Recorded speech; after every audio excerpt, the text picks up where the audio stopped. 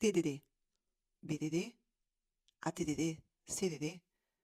Mas a que propósito é que nós agora temos tantas siglas? Mas como é que eu vou saber isto tudo? Mas isto tem o quê a ver com a área de teste e qualidade de software? Ai, eu estou tão confuso, estou tão confusa. Mas afinal, como é que eu vou desenvolver os meus testes com base nestas siglas? Mas como é que eu os uso? Mas porquê é que eu tenho que os usar? De onde é que elas surgiram? Quem é que as inventou? Mas porquê que agora toda a gente fala nisso? Eu vou a reuniões e toda a gente fala em BDD, ou então em TDD, e de repente surge outra sigla nova. Mas afinal, o que é para fazer? O que é para utilizar? Como é que eu vou aprender isto? Como? Como? Como? Vamos lá então perceber o que é isto do TDD, BDD, ATDD, CDD. Eu estou para aqui a dizer tanto DD que não tarda, é uma confusão. Existe muita confusão associada a estas siglas. Existe alguma má informação relativamente às mesmas. E o que é facto é que pessoas mal informadas dão resultados não muito eficientes. E nós não queremos isso. O nosso objetivo não é esse. Eu, durante o mês de novembro, tive a oportunidade de, numa sequência de 4 posts, falar sobre cada uma destas metodologias de desenvolvimento de código. Ouviste bem. Metodologias de desenvolvimento de código. Mas como sei que nem todas as pessoas têm acesso ao Instagram e a informação deve ser esticada, deve ser divulgada, deve ser partilhada o máximo possível, gravo também este vídeo hoje para te conseguir explicar e para te conseguir esclarecer sobre algumas dúvidas que possas ter relativamente a estas siglas e ao significado das mesmas, à aplicação das mesmas, à utilização das mesmas. Começamos então com o TDD, Test Driven Development. Test Driven Development foi a primeira ideia que surgiu. E, tal como a sigla diz, Driven Development. Portanto, desenvolvimento de software, desenvolvimento de código que deriva de testes. O que é que então foi decidido? Que os QAs, que os testers, iam primeiro desenvolver os testes que seriam executados para aquela determinada funcionalidade, para aquela determinada função, e seriam a base de apoio dos programadores para desenvolver o código. Seriam quase que a sua prova. Os programadores que conseguissem que desenvolvesse o código e que ele passasse naqueles testes, significa que estavam a ter um resultado positivo. Era e continua a ser um trabalho colaborativo. É uma metodologia de desenvolvimento. Não significa que seja a melhor, não significa que seja possível adaptar e implementar em todos os cenários e realidades, mas o que é certo é que é bastante utilizada, é bastante útil e muito importante quando existem cenários que são complicados, quando existem cenários que são complexos, quando existe alguma inexperiência por parte dos programadores, apoiarem-se então nos testers para perceber como é que a funcionalidade funciona, passando a redundância, e quais é que são os objetivos da mesma. Mas percebeu-se que olhar só para os testes poderia não ser o necessário, poderia ser diminuto relativamente à complexidade de determinados cenários, porque os testes acabam por ser ou podem ser, por vezes, mais específicos, mais unitários. E percebeu-se então que talvez fosse melhor olhar para o comportamento. Como é que o utilizador se comporta a utilizar determinada funcionalidade, a utilizar determinada área do produto, determinado contexto. Chegou-se então ao Behavior Driven Development, ao desenvolvimento guiado pelo comportamento, ao desenvolvimento derivado do comportamento. Novamente, o desenvolvimento, a implementação do código, que era estendida, que era guiada pelo comportamento do tester, pelo comportamento do utilizador.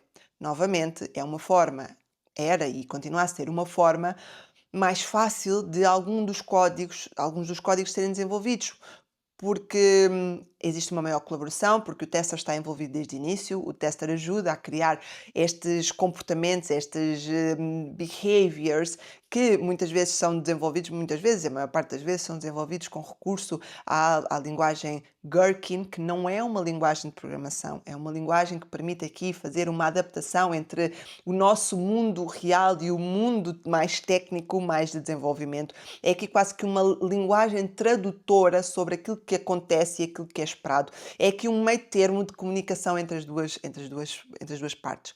E através desta linguagem Gherkin foi possível então pessoas que não são nada técnicas e que não percebem de desenvolvimento criar sequências de comportamentos, sequências de flows com cenários, com, com, com, com desenvolvimento de expectativas de forma muito mais fácil e conseguiu-se aqui colocar em conversa os programadores e algumas pessoas que não são nada técnicas e muitas vezes podem até nem ser os QAs, podem ser até baseados em análise e em dados trazidos pelos BAs e pelos Product Owners. Portanto, temos o TDD e temos o BDD. Mas surgiu uma nova necessidade. O utilizador final, ou os testes de aceitação, são os mais importantes. São aqueles que vão dar a prova do sim ou do não. E, por norma, os testes de aceitação são feitos pelos utilizadores finais. Aqueles tais utilizadores que nós entregamos um código e nós dizemos, nós temos quase certeza que os básicos estão a 100%, se bem que não existe um software que seja bulletproof, mas aqueles erros mais crassos, aqueles erros mais importantes, aquelas vulnerabilidades foram todas detectadas.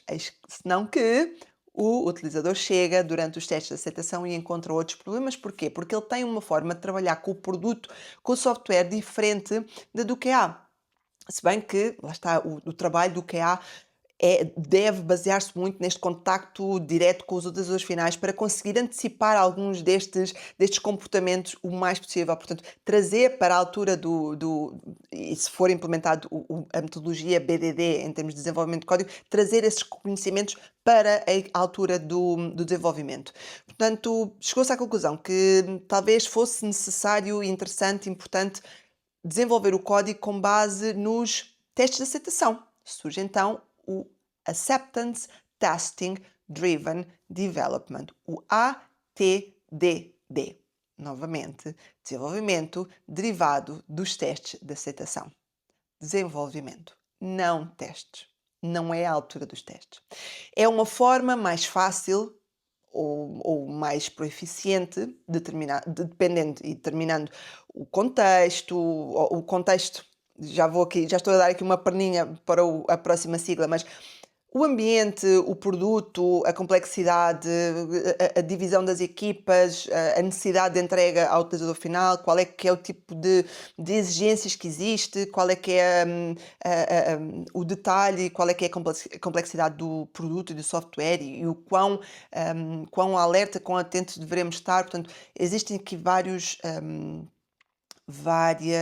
coisas a ter em conta para então a utilização deste ATDD e eu convido-te a ler mais sobre o tema, se tiveres interesse sobre o mesmo. O meu objetivo hoje é só explicar-te as siglas e explicar-te aqui um bocadinho do conceito das mesmas e quando é que todas elas se aplicam. E então depois do TDD, do Test Driven Development, do BDD, do Behavior Driven Development e do ATDD, Acceptance Testing Driven Development, surge o CDD, Context Driven Development. Desenvolvimento derivado do contexto, porque isto é quase que cumulativo, porque tu podes ter contextos diferentes, tu podes ter o mesmo produto a ser utilizado em contextos diferentes, tu podes ter contextos específicos, tu podes ter necessidade de ter produtos, softwares, funcionalidades, componentes que tenham vicissitudes muito específicas, que tenham conceitos, que tenham especificidades muito particulares. E então o que é que se faz? Desenvolve-se o código com base nesses contextos, com base nessas especificações, com base nesses detalhes. Mas, novamente, desenvolve-se o código com base no contexto. Não é desenvolve-se os testes com base no contexto. Não, é o desenvolvimento. Portanto, todas estas 4 siglas são de desenvolvimento, são metodologias de desenvolvimento. E agora tu podes me perguntar, Patrícia, então, mas porquê é que porquê é que se utiliza as mesmas quando se fala em testes? Porque talvez o CDD não se use tanto, mas todas as outras, de uma forma ou de outra, acabam por derivar dos testes. de uma forma mais ou menos complexa, de uma forma mais ou menos detalhada, de uma forma mais ou menos contextualizada, acabam por derivar e necessitar e balancear-se e suportar-se nos testes. Portanto, quem não tem este esclarecimento, quem não tem este conhecimento sobre a real origem e a real base destas siglas e a sua necessidade, acaba por achar que todas elas são de testes, o que não é verdade. É certo que para o contexto de automação de testes é muito comum e frequente mimicar-se, quase que copiar-se este BDD, este Behavior Driven Development, utilizando também o Gherkin para ser mais fácil de desenhar os casos que irão ser automatizados. Mas estamos aqui a copiar, estamos a ir a utilizar a nosso favor. Mas é porque estamos a desenvolver automação que é muito suportada em código e é mais, ou a maior parte das vezes é muito suportada em código, e é mais fácil de criar os cenários, de criar aqui uma forma de a equipa que é mais de testes manuais com a equipa que é mais de testes de automação conseguirem aqui comunicar de forma mais fácil. Daí muitas vezes se dizer que eu sou tester e eu trabalho em BDD. Não é bem assim. Não está correto aquilo que tu estás a dizer. Tu podes colaborar com os teus colegas de automação desenvolvendo cenários utilizando o Gherkin com a metodologia BDD. Tu podes desenvolver testes de automação em que recorres à metodologia BDD para te ser mais fácil desenvolver o código associado a estes testes de automação. Mas os testes em si, quando falamos de testes manuais, testes funcionais, não funcionais, tu não usas o BDD, tu não usas o Gherkin. Isso é utilizado quando tu precisas desenvolver código. Daí eu falar da automação. Mas para os testes funcionais normais, para os testes de aceitação, para os testes de integração, para os testes de segurança, para os testes de performance, tu não usas BDD. Tu fazes os testes normais, todas as metodologias normais, mas tu podes ir alimentar-te e dizer que te inspiraste no BDD, que usas os mesmos conceitos que o BDD, mas tu não testas em formato BDD. Usa as palavras certas para que também seja mais fácil tu conseguires comunicar com os outros, para que os outros também percebam aquilo que tu estás a fazer e para que não se prolifere a informação de forma correta. Procura a informação, a base da informação. Educa-te nesse sentido, porque torna-se tudo muito mais fácil. Porque uma ideia incorreta vai passando de palavra em palavra e às tantas estamos todos a falar daquilo que é errado. Portanto, espero que com este vídeo tenha conseguido aqui explicar um bocadinho ou aqui colocado a refletir sobre estas siglas que são derivadas de desenvolvimento e não de testes e que, quiçá, te possa ter aqui alimentado a vontade de estudares mais sobre o tema, perceberes mais sobre o tema e também passares a informação aos teus colegas. Se tu me acompanhaste até aqui e não me conheces, eu sou Patrícia Duarte Mateus, sou criadora do projeto AQA Portuguesa, onde tu estás a assistir este vídeo aqui no YouTube, que se não és subscritor ou subscritora do canal, convido-te neste momento para o fazer, basta clicares aqui abaixo. Tenho também o Instagram associado ao mesmo, como falei inicialmente, durante o mês de novembro de 2024, eu criei uma sequência de posts dedicados a esta temática, destas siglas. Portanto, no Instagram AQA Portuguesa, tenho também um Spotify, o podcast da AQA Portuguesa, onde todos os conteúdos de vídeos estão disponíveis em formato exclusivo de áudio, e tenho também o meu website, onde tenho um blog com muita informação, onde também podes encontrar informação sobre este tema, e uma newsletter semanal enviada todas as sextas-feiras por volta da hora do almoço, com informações que eu vou encontrando sobre a área das tecnologias que acho interessantes e que considero que possam ser uma mais-valia também para tu saberes, porque há que sair por vezes, muitas vezes fora do nosso âmbito, da nossa caixa, para que possamos ser melhores profissionais, melhores pessoas e para que possamos desenvolver melhor o nosso trabalho. Obrigada por me teres ouvido até aqui. Vemo-nos no próximo vídeo.